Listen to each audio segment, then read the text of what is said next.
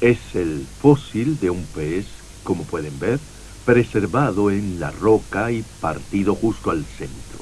Hay millones de fósiles de plantas y animales por toda la Tierra que obviamente estuvieron vivos, pero que murieron generalmente rápida y repentinamente en tales condiciones que quedaron preservados. El animal o la planta normal, cuando muere, es oxidado por las bacterias, etcétera, y desaparece. Pero estos han sido preservados por circunstancias especiales, depositados en agua, y así tenemos nuestro fósil. Bien, nuestro propósito será examinar estos fósiles y ver qué pueden decirnos acerca de la historia biológica antigua de la Tierra.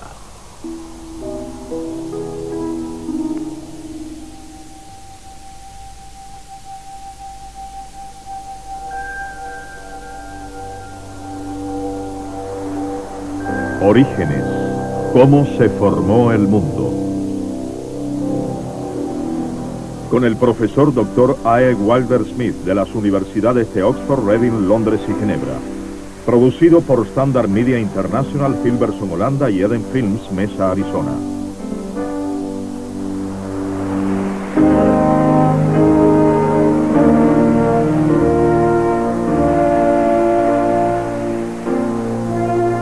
El registro fósil.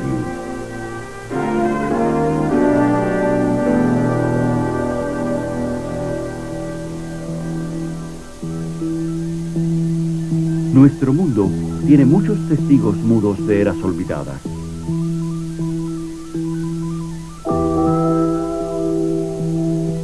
Pero no solo el hombre posee testigos de su pasado, la Tierra misma también los tiene. Montañas majestuosas, empujadas hacia arriba por fuerzas increíbles. Obras de arte creadas por el viento y el agua, labrando esculturas de inmensa y sobrecogedora belleza. Son mudas, no pueden hablar. Pero si se escucha con cuidado y mucha paciencia, nos contarán su historia.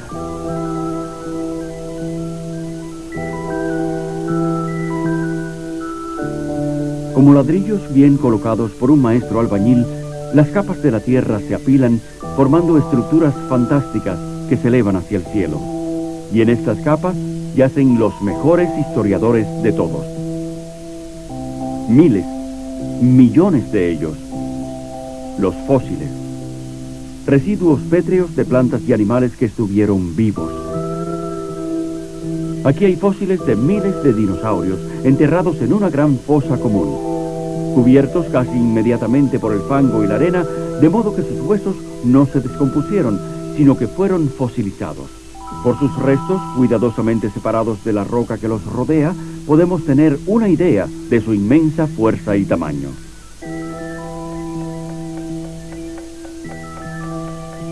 Este pez, ¿cómo llegó hasta aquí? ¿Y cómo en aquel momento tan lejano quedó sepultado en esta roca?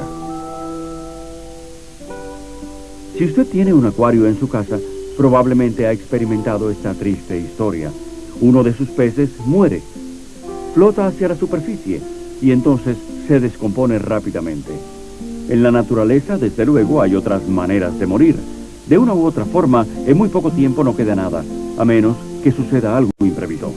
A menos que, por ejemplo, los peces mueran ahogados bajo una enorme cantidad de fango y arena. En este caso, pueden petrificarse y convertirse en fósiles eternos en un tiempo relativamente corto. Solo una inundación global parece explicar adecuadamente el número de fósiles tan grande que vamos encontrando.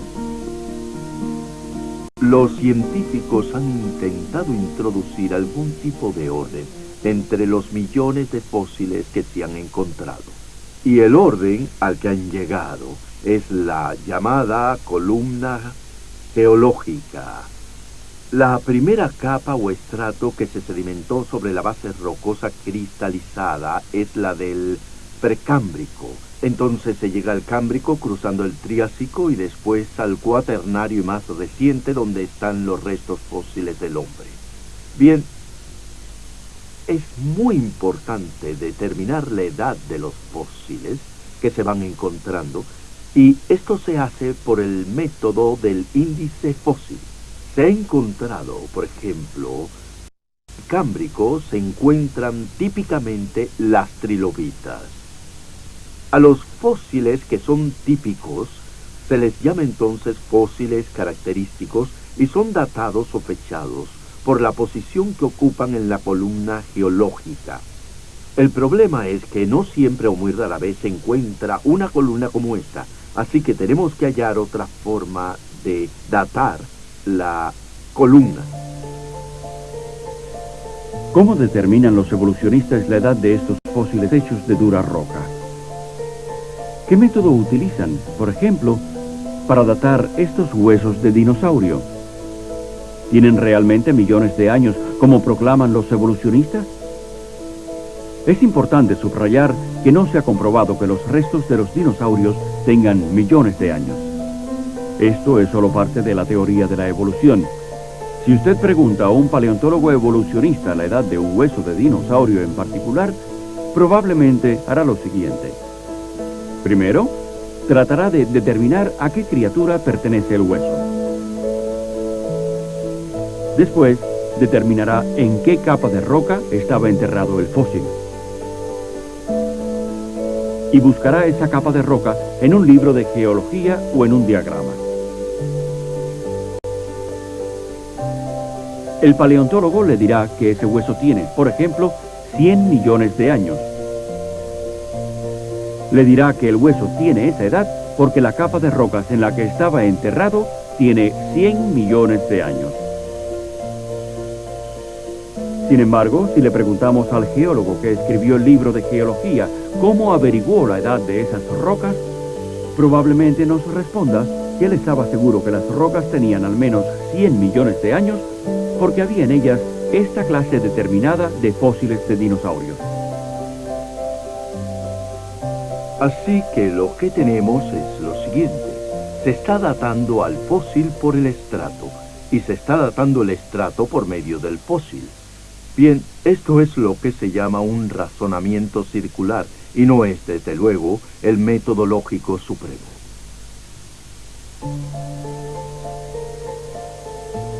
Si tal como proclama la teoría evolucionista, una especie evolucionó gradualmente en otra, entonces deberíamos definitivamente encontrar muchos de estos tipos intermedios. Peces que empezaran a ser anfibios o reptiles que comenzaran a echar alas. El Dr. Duane Gish, del Instituto para la Investigación de la Creación de San Diego, conoce bien esta materia. Escuchemos pues lo que tiene que decirnos. El registro fósil es citado con frecuencia por los evolucionistas para apoyar su teoría de la evolución. En realidad, el registro fósil es un estorbo avergonzante para la teoría de la evolución y más bien respalda el concepto de una creación especial directa. Por ejemplo, si la teoría de la evolución fuese cierta, entonces el registro fósil empezaría con las formas de vida más elementales que gradualmente evolucionarían en otras formas de vida más y más complejas. Y claro está, si la teoría de la evolución fuese cierta, encontraríamos un número enorme de tipos intermedios, tipos o formas de transición, o lo que llamaríamos especies intermedias. Por otra parte, si la creación es cierta, el registro fósil debe comenzar con formas de vida muy complejas, para las que no hallaremos antecesores evolutivos. Y si la creación es cierta, no podemos esperar encontrar formas de transición entre las especies ya creadas, o los tipos básicos de plantas o animales. Veamos ahora el registro fósil y veamos lo que este en realidad nos revela. En las rocas cámbricas, que los evolucionistas sostienen que comenzaron a formarse hace unos 600 millones de años, encontramos una enorme variedad de formas de vida muy complejas. Por ejemplo, encontramos las trilobitas, las cuales son tan complejas que los evolucionistas estiman que sus orígenes evolutivos deben haberse producido hace 2.000 millones de años. Si todo esto es cierto, entonces en las rocas precámbricas, rocas que en general se encuentran debajo de las cámbricas, En esas rocas precámbricas deberíamos encontrar los antecesores evolutivos de esos complejos invertebrados. Muchas de esas rocas yacen impasibles y son del todo aptas para la conservación de fósiles. ¿Y qué encontramos en esas rocas precámbricas? Podemos asegurar esto. En ninguna parte de la faz de la Tierra ha podido alguien encontrar los antecesores evolutivos de esos animales cámbricos. No existen antecesores evolutivos de las esponjas, las medusas, los cohombros de mar, los erizos, los braquiópodos, los gusanos. No existen para ninguna de esas criaturas. Han encontrado lo que creen ser los fósiles de bacterias y algas microscópicas, criaturas unicelulares microscópicas, pero nunca se ha encontrado nada intermedio. En otras palabras, estos animales complejos aparecieron súbitamente, totalmente formados, sin antecesores evolutivos, y eso es lo que desde luego esperaríamos basándonos en la creación. Los evolucionistas también creen que de uno de aquellos invertebrados se originaron los vertebrados, y que los peces fueron los primeros vertebrados. Los vertebrados son animales que tienen un esqueleto interno o columna vertebral, en contraste con los invertebrados que tienen un cuerpo blando o una concha. Piensan que esta transición de invertebrados a vertebrados tomó aproximadamente 100 millones de años. Si eso fuera cierto, entonces lógicamente encontraríamos un gran número de estos tipos intermedios en el registro fósil. ¿Y qué encontramos realmente? Jamás se ha encontrado ni una sola forma de transición. Los peces aparecieron de pronto, totalmente formados, y nunca se han encontrado sus antecesores. Así que seguimos con la misma conclusión en relación al resto de la historia del registro fósil. No hay tipos intermedios entre invertebrados y vertebrados. No hay tipos intermedios entre los peces y los anfibios, ni entre los anfibios y los reptiles, ni tampoco entre los reptiles y los mamíferos. Para resumir una larga y compleja historia, nunca se han encontrado tipos intermedios de ninguna clase en ningún lugar del mundo, ni vivos ni fósiles.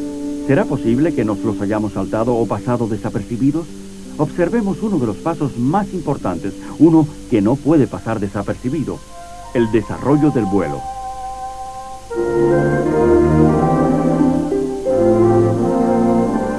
La habilidad de volar es algo asombroso. Requiere la coordinación de músculos, cerebro y huesos que claramente parece apuntar a un diseño creativo inteligente. Pero de acuerdo con la evolución, el vuelo se desarrolló con el tiempo, la casualidad, la lucha por la supervivencia. El vuelo actualmente ocurre en 4 grupos: los insectos, los reptiles, los mamíferos y las aves. En cuanto a los insectos, los primeros insectos voladores registrados entre los fósiles tenían alas completamente desarrolladas y totalmente funcionales como las de los insectos de hoy. En cuanto a los reptiles voladores, los pterodáctilos tenían alas enormes hechas de membranas que se extendían hasta 16 metros. Como es lógico, si estos animales provinieran de reptiles corredores, se encontrarían por lo menos cientos de formas de transición que nos mostrarían cómo las patas se convirtieron en alas. Pero hasta ahora no se ha podido encontrar ni una sola forma de transición. En cuanto a los mamíferos voladores son los murciélagos, y están entre los mamíferos más peculiares que hay, pero aún así aparecieron temprano en el registro fósil de los mamíferos y se parecen a los murciélagos que tenemos hoy. Con respecto a estos grupos, insectos, reptiles y mamíferos, la evidencia es bien clara. La clase de integración de partes que observamos apunta claramente a la creación. Si la evolución fuera cierta, deberíamos tener miles de formas de transición y aún no se ha encontrado ninguna. Pero en cuanto a los pájaros, la historia cambia un poco. Aquí al menos los evolucionistas creen haber encontrado un ejemplo de eslabón perdido. Es un extraño tipo de ave llamado Archaeopteryx. El Archaeopteryx tiene alas y plumas como un pájaro, pero tiene pezuñas en las alas, no tiene quilla en el hueso de la pechuga y tiene dientes en el pico. Estas son características normalmente asociadas con los reptiles. Yo mismo enseñaba eso en mis clases de la universidad con respecto a la evolución. He aquí un ejemplo perfecto del eslabón perdido, ya encontrado. Pero démosle una segunda mirada a la Archaeopteryx. En cuanto a los dientes, sabemos que ningún ave viviente posee dientes, pero algunas aves fosilizadas sí los tienen. Algunos reptiles tienen dientes y otros no los tienen. Esta característica en particular no es importante para distinguir ambos grupos. Pezuñas en las alas, algunas aves existentes como el avestruz tienen pezuñas en las alas. La falta de quilla, resulta que el hueso de la pechuga del Archaeopteryx, el llamado hueso de la suerte, es sumamente robusto. A él van adheridos los músculos para el aletazo de impulso durante el vuelo. De hecho, la pluma del Archaeopteryx muestra la cánula debajo del borde delantero, típico de los mejores voladores. De hecho, la mayoría de los científicos ya no consideran al Archaeopteryx como primitivo, sino como un gran volador. ¿Y qué hay de la transición de patas a alas? De nuevo, en el Archaeopteryx encontramos alas bien desarrolladas, muy funcionales y sin indicios de cómo patas pudieron convertirse en alas. Las plumas, en el Archaeopteryx aparecen completas, totalmente desarrolladas con todos los ganchitos y ojetes uniéndolas. No hay ningún rastro de escamas convirtiéndose en plumas. De hecho, hace algunos años encontramos huesos de pájaros comunes en el mismo estrato geológico que el del Archaeopteryx. Los especímenes del Archaeopteryx que tenemos no pudieron ser pues los antecesores de aquellos pájaros. Tal parece que también en este caso la evidencia favorece a la creación. Vemos diferentes especies de pájaros de muchas variedades desde su primera aparición en el registro fósil. El otro único ejemplo que los evolucionistas utilizan es uno que yo solía usar en mis clases, el caballo. En este caso parece haber existido una transición de un tipo de estructura hacia otra. La historia representa la evolución de un pequeño animal con varios dedos a otro grande con un solo dedo. Información reciente más detallada nos ha obligado a abandonar esta idea. En cuanto a la diferencia de tamaño, esta no es crucial, ya que hoy podemos criar caballos de solo 38 centímetros de alto.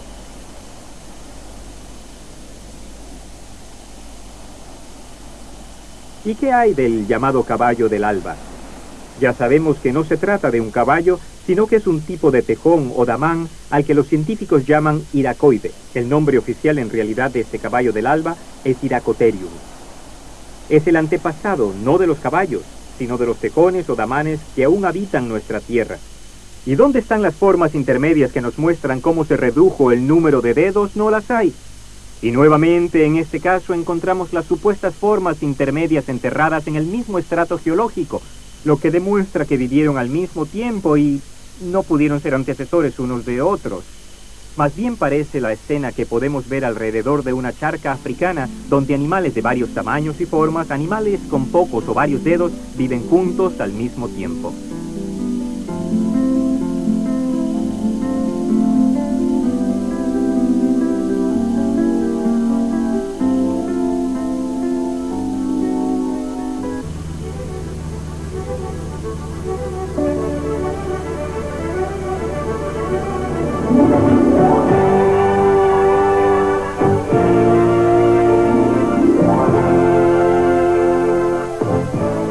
El Gran Cañón, uno de los paisajes más impresionantes de la Tierra. Caluroso, seco y estéril, se extiende a través de cientos de kilómetros.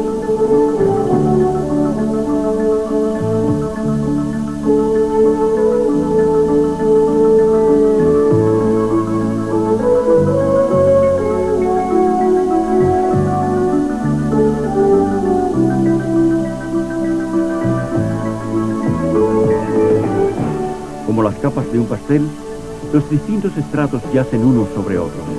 La mayoría de ellos, rocas sedimentarias, son depositados por el agua, sedimentándose al retirarse el agua, solo para ser cubiertos con una nueva capa arrastrada por nuevas correntadas de agua.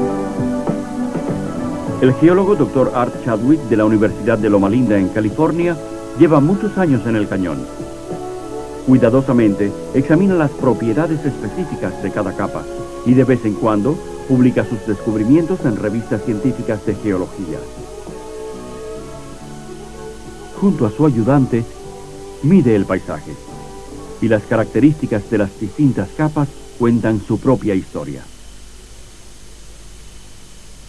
Lo más relevante del Gran Cañón es que las capas están expuestas a la vista. Las capas en sí no son únicas, pueden encontrarse en muchos lugares del mundo. Pero aquí las vemos expuestas hasta por 1,5 kilómetros de profundidad. Estas son las capas que componen la superficie de la Tierra y que solo están expuestas levemente en otros lugares. Nuestro estudio nos llevó a un área al oeste de aquí, en Monadnock Creek, donde hay un risco que se eleva a 250 metros sobre el terreno circundante. En esta área en particular, los sedimentos de la cima del risco pueden hallarse también en otras elevaciones que son hasta 150 metros menores.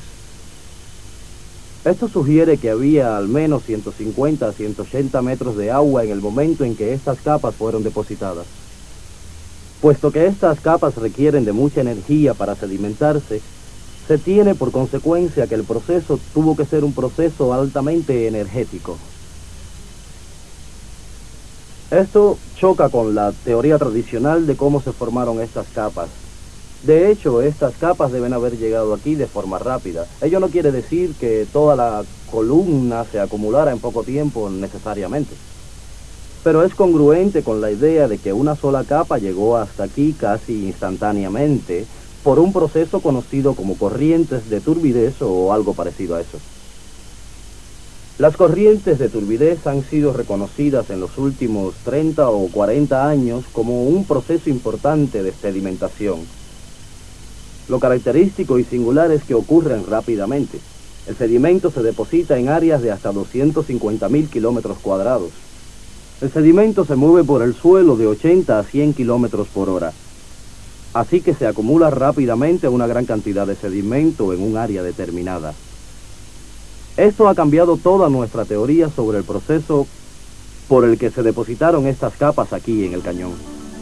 Los estudios geológicos no solo demuestran que la mayoría de las capas del cañón se formaron rápidamente por efectos de una gran inundación, sino que indican que el cañón fue erosionado hasta tomar su aspecto actual con igual rapidez.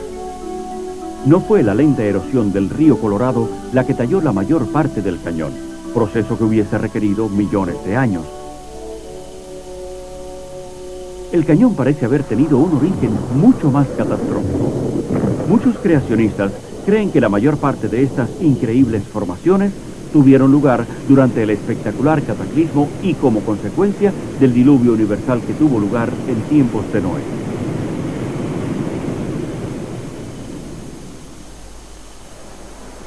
Estos erosionados acantilados aquí al borde del Océano Pacífico, cerca de San Diego, California, nos dan una idea bastante clara del tremendo poder que hay disponible en el movimiento del agua cuando se manifiesta con toda su intensidad. Así que la respuesta a la pregunta de si la inundación realizó un trabajo geológico significativo, yo estimo que es sí.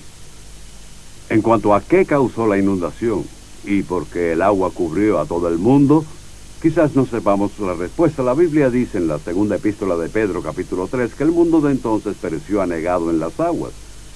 Y la palabra anegado que aparece en nuestra Biblia es realmente cataclismo, en griego. Es decir, se refiere al cataclismo mundial que cambió toda la geología, la geografía y la topografía de la Tierra. Del Gran Cañón a otras fosas comunes de fósiles. Las minas de carbón. Profundamente enterrado se encuentra el oro negro.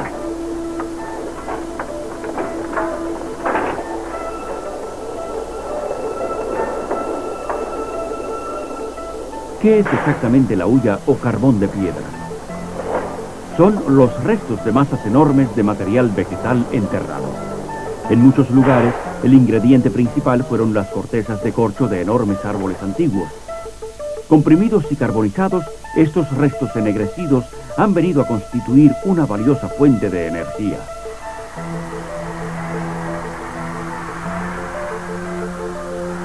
Como las capas de carbón no se encuentran información en la actualidad en ninguna parte, muchos investigadores se han preguntado qué circunstancias dieron lugar a estas inmensas formaciones. ¿Cómo se formó exactamente la hulla? El geólogo y experto en carbón mineral, Dr. Stephen Austin, ha estudiado esta cuestión extensamente. Hay dos teorías sobre el origen de la hulla. Una es la teoría de los pantanos y la otra es la teoría de la inundación. La teoría de los pantanos sugiere que las plantas que hoy constituyen este carbón lo formaron hace millones de años en pantanos. La acumulación de material vegetal formó una gruesa capa de turba y esta después se compactó y endureció formando la roca que hoy llamamos hulla. La segunda teoría es la de la inundación. Esta sugiere que las plantas que forman el carbón no crecieron en el lugar, sino que fueron transportadas a algún otro sitio. En otras palabras, que fueron barridas o transportadas por el agua. Los depósitos de hulla siempre se encuentran en sedimentos depositados en agua y están comúnmente asociados con enormes cantidades de fósiles marinos. El estudio extenso de investigación del Dr. Austin sobre las capas de carbón en los Estados Unidos muestra que muchas de ellas fueron originalmente depositadas en el fondo del océano debajo de enormes masas de vegetación flotante. Estos mantos de restos flotantes estaban compuestos de bosques completos de árboles desarraigados y plantas barridas de la tierra por una inundación masiva, una gran catástrofe como la ocurrida en tiempos de Noé. La materia vegetal, particularmente incluyendo la corteza suelta de los árboles, se hundió al fondo, debajo de los mantos flotantes, cuando eran arrastrados por el viento, las olas y las corrientes. Muchas capas de residuos vegetales se formaron de esta manera, las cuales fueron posteriormente enterradas bajo sedimentos fangosos que después se endurecieron y se convirtieron en rocas. Como resultado del depósito de la inundación, encontramos a veces árboles fósiles enterrados en distintos ángulos y extendiéndose a través de capas espesas de hulla y otros sedimentos. Pero ¿cuánto tarda una planta en transformarse en hulla? La mayoría piensa que se requieren miles o millones de años para que el carbón se forme, pero no es así. La idea de que se requieren largos periodos de tiempo para que la hulla se forme no tiene un fundamento geológico, ya que actualmente hacemos hulla en el laboratorio en un tiempo muy corto. La presión no es el factor principal en la formación de la hulla, pues en muchos lugares, especialmente aquí en el este de los Estados Unidos, la hulla se halla en estratos muy torcidos y deformes que han estado sometidos a enormes presiones y aún así no muestran las características carboníferas que deberían mostrar si la presión fuera el factor dominante en su formación. El otro factor influyente en la creación de la hulla es la temperatura. Y casi todos están de acuerdo en que la temperatura sí es el factor principal en la formación de la hulla. Un breve acontecimiento calorífico puede explicar la alteración de las plantas hasta formar esa roca negra, dura y compacta que hoy encontramos.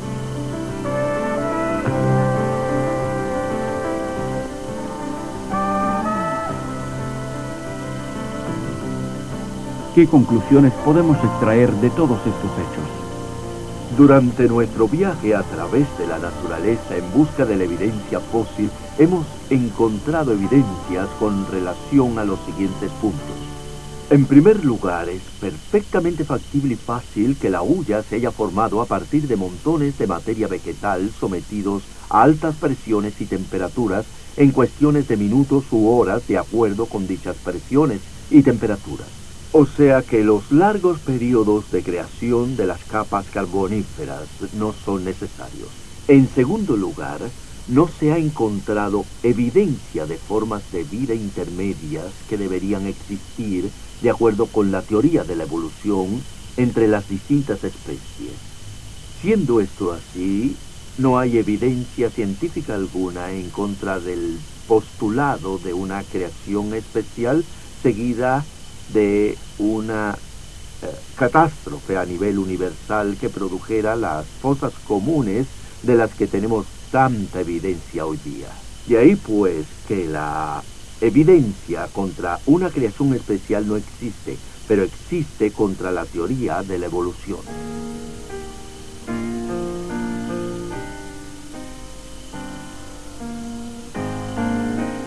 Y aquí, en el Gran Cañón, termina la búsqueda de nuestros orígenes.